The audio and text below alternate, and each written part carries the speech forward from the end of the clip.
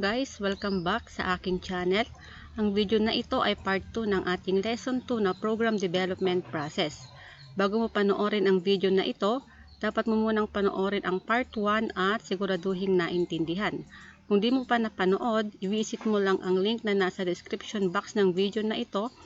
At kung bago ka lang sa aking channel, pakiclick ang subscribe button sa baba para updated ka sa mga susunod pa nating video tutorials. Sa part 1, napag-aralan natin ang first two phases ng program development process, ang problem analysis at program design. Na-discuss rin sa video ang dalawang tools or algorithm sa paggawa ng program design, ang FLOWCHART at pseudocode.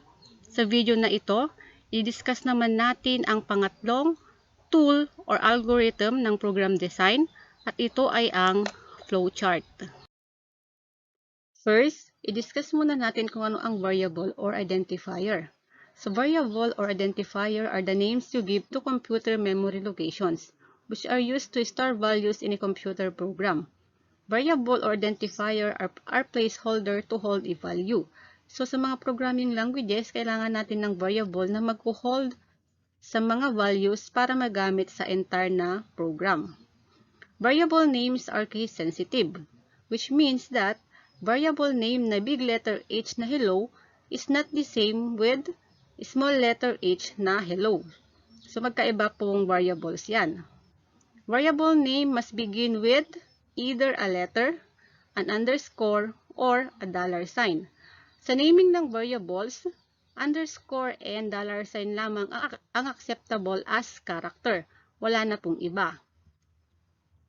Letters may be lower or uppercase. So, you can use small letter or pwede rin naman yung mga big letters.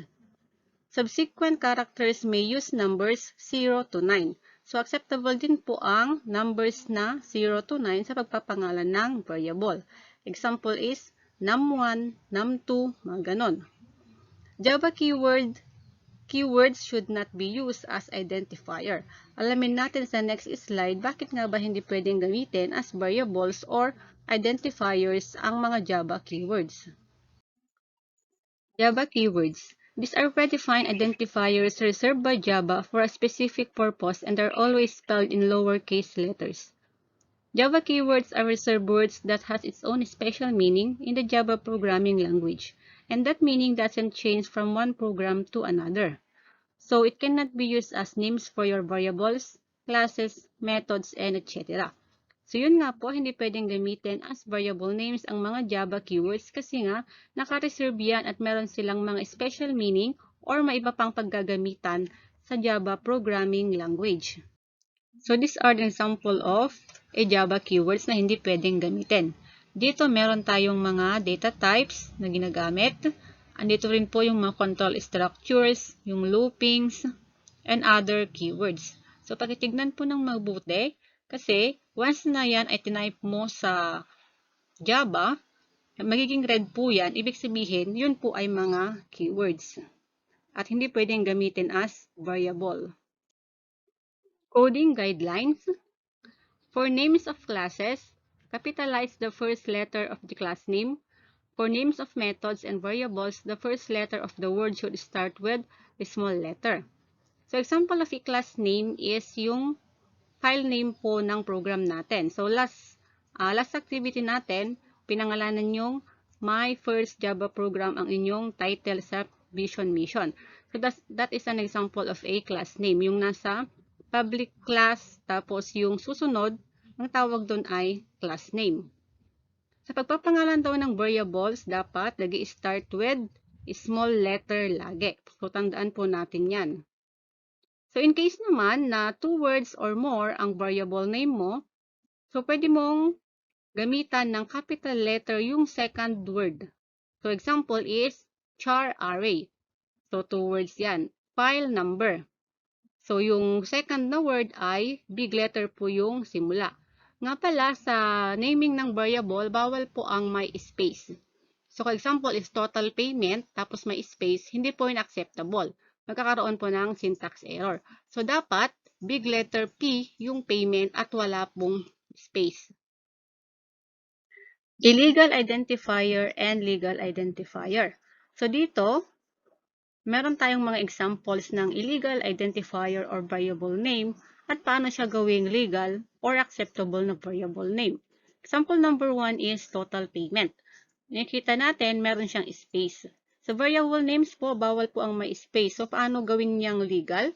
So, total payment na walang space, tapos big letter P po, yung second na word. Or, imbes na space, palitan mo na lang ng underscore. So, acceptable na po yan. Take note, pwede po ang underscore or dollar sign as character na pwedeng isingit sa ating mga variable names. Next is, bakit po illegal identifier ang to sales? Okay? So, sa variable naming kasi, hindi pwedeng mauna ang numbers. So, yung mga numbers, pwede yang ilagay sa variable name basta hindi sa unahan.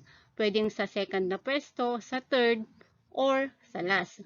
So, para maging legal siya, ilagay natin ay sales 2 para acceptable. Next is rate. Rate na may percent sign sa dulo.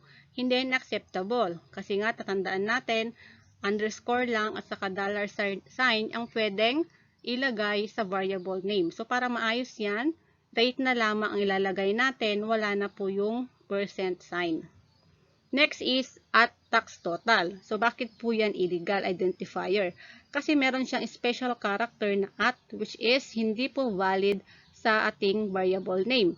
So, para gawin niyang legal na variable, nasa right, gawin nating tax total na wala yung at, total tax na may underscore, or total tax na big letter T yung second na word. Na-discuss na natin kung ano ang variable or identifier at ano yung mga rules in naming variables at nakapag-example na rin tayo ng mga illegal identifier at legal identifier. So ngayon naman, proceed na tayo sa topic natin na flowchart. Take note, flowchart is the third tool or algorithm na gagamitin natin to solve a certain problem. So iFlowchart, tapos na tayo. Pseudocode, tapos na rin tayo. At yung pangatlo ay itong flowchart. So what is flowchart? Flowchart is a visual outline of an algorithm in which the steps and processes to be followed are represented by symbols. So we have two kinds of flowchart, the system flowchart and program flowchart. System flowchart is a diagrammatic representation of the broad flow of work, documents, and operations. It merely names the processes to be performed in the predefined process. So, pag sinabi natin system flowchart, example po nito ay yung mga user's manual natin. So, next slide, makikita natin mamaya yung example ng system flowchart. Next is, what is program flowchart? It is a diagrammatic representation of a solution to a given problem for which the program is written. It shows how the job is to be done. It outlines the details of the sequence of operations to be executed. So, sa dalawang ito, ano yung gagamitin natin? Ang gagamitin natin na kind of flowchart ay ang program flowchart. So, diagrammatic representation of a solution to a given problem. So, this is an example of a system flowchart. So, this is the wireframes or user manual, how to use a certain system. Sa flowchart symbols. So, before tayo mag-drawing ng flowchart, dapat munang familiar tayo sa mga symbols nito at kung ano yung mga gamit. Okay, so ito po yung ating first symbol sa ating flowchart.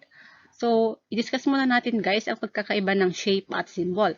Pag sinabi natin shape, ito yung mga nakasanayan natin na napag-aralan natin since kinder. Example, ito si oval, square, mga ganon. Pero pag sinabi natin symbol, ito yung mga gamit niya sa certain na area. So, example, itong oval na to, ang symbol na ito ay it will serve as terminal or terminator sa flowchart. So, terminal or terminator is used to designate the beginning and end of a program or a point of interruption. So, dito guys, kahit na 100 pages ang iyong flowchart, dalawang terminator lang ang dapat na makita. Yung start at saka yung end. Next is the preparation symbol. Ang shape naman niya ay hexagon. So, preparation symbol represents instructions that will alter or modify a program's course of execution or initialization. So, ang gamit ni preparation symbol sa flowchart ay dito po nilalagay yung mga variables na kailangan natin sa program. Dito rin nakalagay yung mga initial value ng mga variables na to upang magamit natin sa ating program. Next symbol is the input-output symbol, or may shape na parallelogram. So, input-output symbol represents an instruction to an input or an output device. So, dito, ilalagay natin kung yung ating statement ay input. So, may input si user, okay, parallelogram ang ating gagamitin. At kung may display naman tayo na output, si parallelogram pa rin na shape ang gagamitin natin. Next is the rectangle or sa flowchart na tawag na process symbol.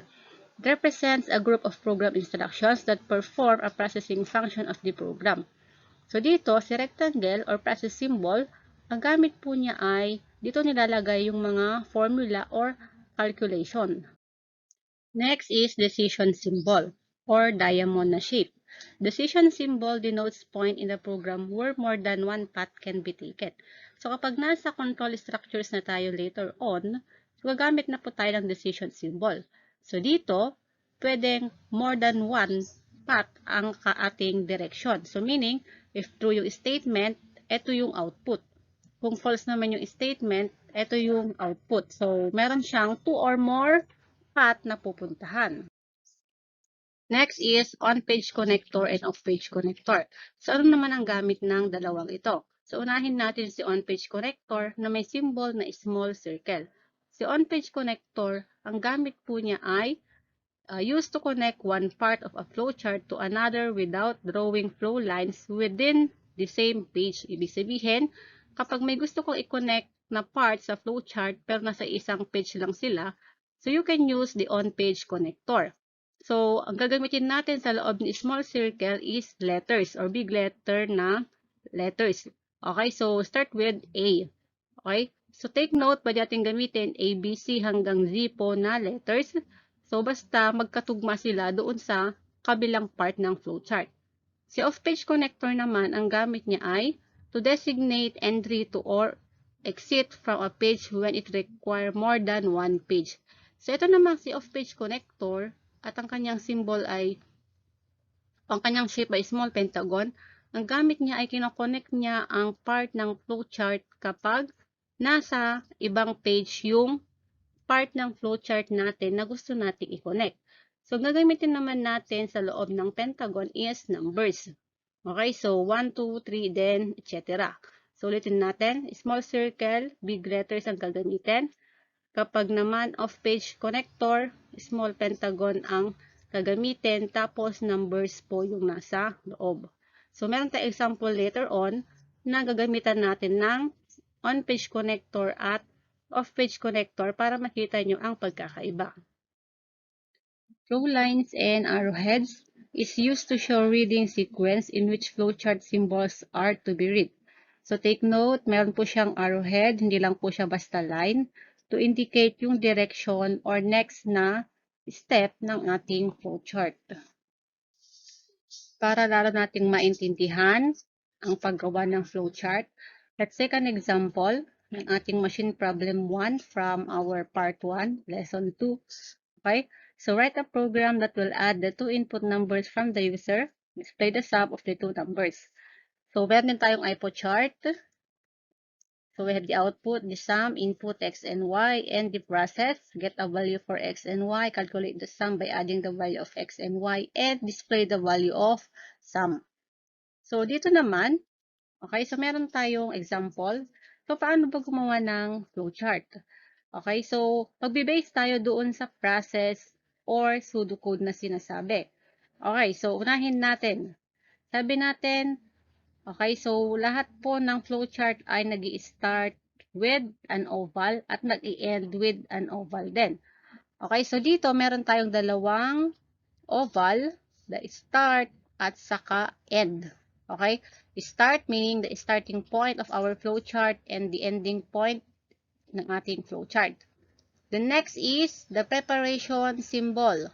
Ang susunod lagi sa start is the preparation symbol or yung hexagon. So, ano po yung laman niya? Ang laman po niya ay mga variables. To x and y, tapos sum. Saan natin makikita to? Makikita natin yan sa FLOWCHART, sa output, saka input. Ma'am, bakit may 0 dyan? Okay, take note, wala pong value yung ating x, y, and sum sa ating FLOWCHART. Kaya ilalagay natin ay is equal to 0 lahat. Yan po ay initial value lamang. So, meaning, pwede yan magpalit or pwede mapalitan yung initial value niya sa susunod na mga steps. Okay, so ulitin natin. Preparation symbol ang laging susunod sa start na symbol natin. Okay, so next is, ano bang susunod sa preparation symbol? Ang susunod sa preparation symbol ay yung number 1 mo sa pseudocode. Get a value for x and y. Anong meaning ng get ulit? Diba input siya? So meaning, ang gagamitin natin dapat ay parallelogram. Take note, parallelogram ay pang input at output.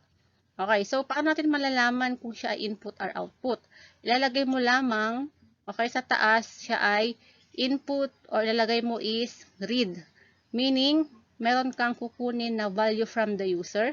Yun po yung input. So, get a value for x and y. Ilalagay mo lang, ang i-input lang natin ay x and y. So, doon pupunta yung value natin. Next. Okay, so after mag-input ng value ng x and y, ang susunod, yung number 2 natin ay calculate the sum by adding the value of x and y. So, dito gagamitin na natin si variable na sum. Sabi dito, calculate the sum by adding. So, meaning, sum is equal to x plus y. So, sa ating process symbol, take note, process symbol ang tawag sa rectangle. Ang laging laman lang po niya ay mga formula. So, hindi lang siya basta x plus y. So, lalagyan mo din dapat ng variables kung saan siya yung maghe-handle kung ano man yung makukuhang sagot or result kapag pinag-add mo si x and y. So, andun si sum. Kaya ang laman ng ating rectangle or process symbol is sum is equal to x plus y.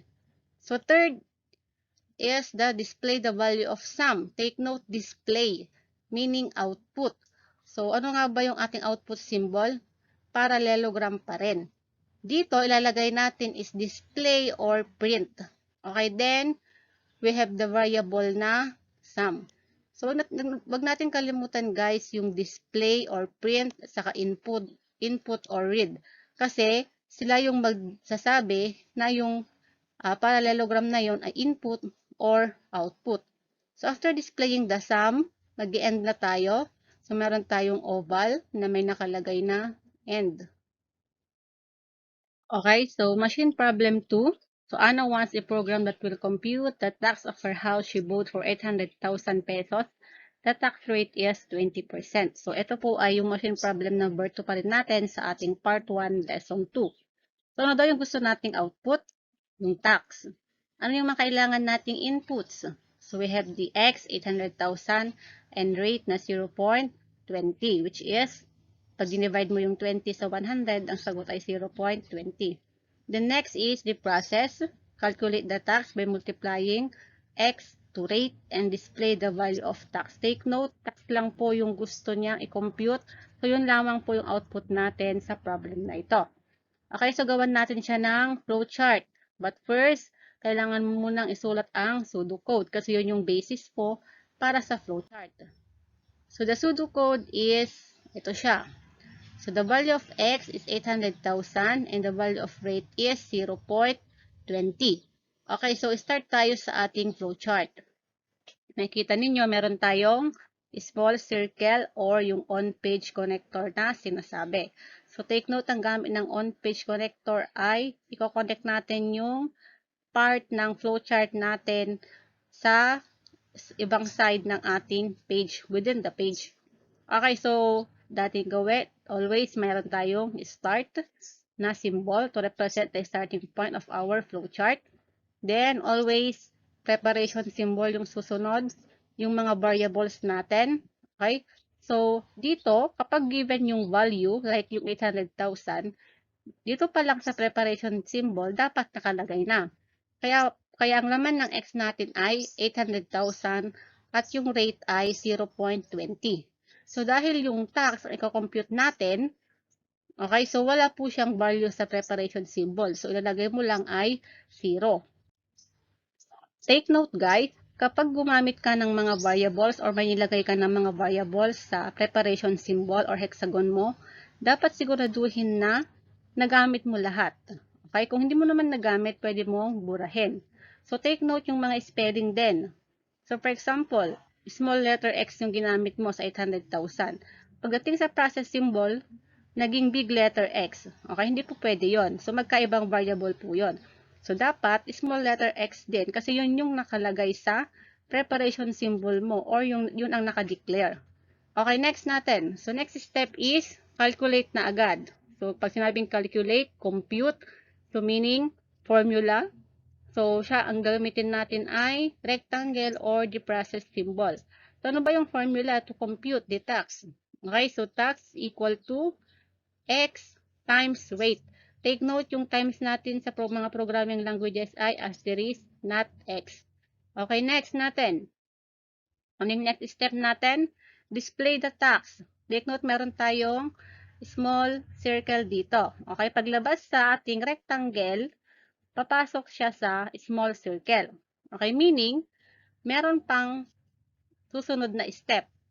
Saan ba makikita? Within that page daw. Bakit mo alam na within that page lang? Kasi nga, small circle siya or on-page connector. So, ang gagawin natin, hanapin natin yung may letter A na small circle na palabas para makita natin yung susunod na step.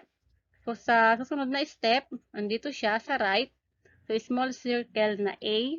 So, meaning ito yung katuloy niya, yung ating A doon. Then, palabas naman siya. Napansin ba ninyo? Okay, palabas sa tax is equal to X plus rate, X times rate. Okay, papasok siya sa A. Pag nasa kabilang part naman na siya, palabas siya ng A. Okay, so the next step is display or print the tax kasi yun yung ating third step sa ating pseudocode. Okay, so display meaning output, ang gagamitin natin ay parallelogram. At ano raw ang i-display natin? Yung tax. So, siya yung nasa loob ng ating parallelogram. And syempre, we have the end. Always mag-end tayo sa oval na may nakalagay na end. Machine problem number 3. So, Anna wants a program that will compute the total payment of her house she bought for 800 pesos including its tax. The tax rate is 20%. So, dito ang output naman natin ay the total payment. Input is the 800,000 and the rate is 0.20.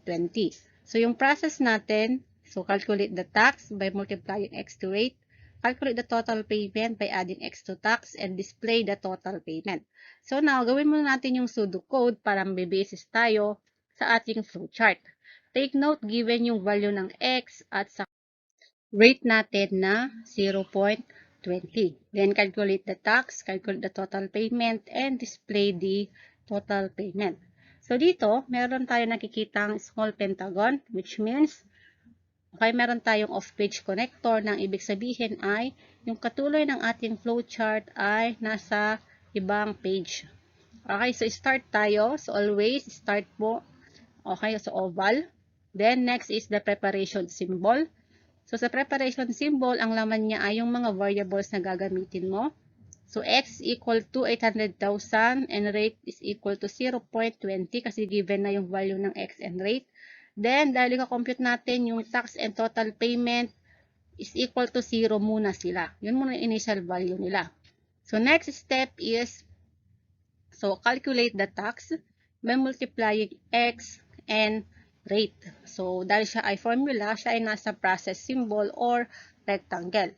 So, next is, pumasok yung ating arrowhead sa 1. So, meaning hanapin natin yung 1 kung nasaan, meaning nasa kabilang page. So, eto po siya. So, palabas din ng 1. So, total payment is equal to X plus tax. So, dahil nauna po yung tax, kasi naman po talaga ang dapat, Kasi nga po sa total payment, may tax dito. So, hindi mo pwede compute yung total payment without computing first the tax. So, total payment is equal to X plus tax. So, siya ay formula, kaya siya ay nasa process symbol or rectangle. Next step is display the total payment. So, gagamit tayo ng output device. Output symbol rather, para i-display natin yung ating total payment. So, dahil siya ay output, so take note, always meron yung word sa taas na display or print para magsabi na yung parallelogram na to or symbol na to is a output symbol. Then next is we have the end, okay, ng ating flowchart.